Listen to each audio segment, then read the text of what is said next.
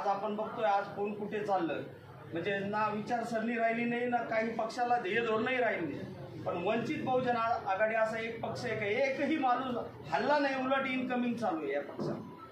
म्हणजे वंचित बहुजन आघाडीचं ही विचाराशी लढाई आहे। शाहू फुले आंबेडकर ह्या विचारांनी प्रेरित होऊन लोक काम करतात। इथं सत्ता येईल नाही येईल कुठं कोणालाही माहीत नाही, पण आज बाळासाहेब आंबेडकरांच्या घराण्यांशी एकनिष्ठ करणारे लोक सर्व कार्यकर्ते होते। आणि या कार्यकर्त्यांना मी एवढंच सांगून जातो का वंचित बहुजन आघाडी अहमदनगर जिल्ह्यात युती होऊ नाही होऊ, पण वंचित बहुजन आघाडीचा उमेदवार हा मोठ्या संख्येनं उभा राहणार आणि निवडून येणार यात शंका नाही। आपण प्रयत्न करत राहणार आणि त्यानंतर आपल्याला दिसेल राहणार। आपल्याला मागच्या वेळेस बघितलं असेल लोकसभेला एक शोकांतिका वाटते, काल राखीव मतदारसंघ आहे विधानसभेत।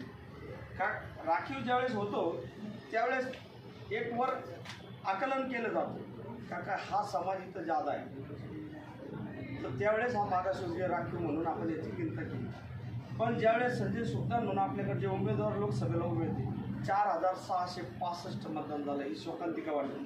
तर यात नक्कीच आपण बदल घडवूया, घराघरापर्यंत जाऊया, वंचित बहुजन आघाडी सांगूया, वंचित बहुजन आघाडीचं केलेलं काम सांगूया।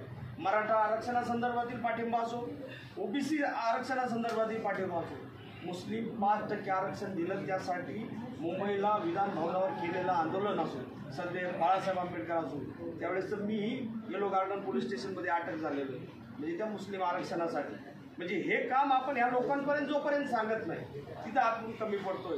सोशल इंजिनिअरिंग म्हणा, प्रत्येक लोकांना कळवून द्या, व्हॉट्सअप फेसबुक माध्यमातून आपण त्या लोकांपर्यंत जाऊ शकतो, त्या लोकांना कळू शकतो का अडचणी काय चालू, पक्षाची ध्येय धोरणं या लोकांपर्यंत पोहोचवतो।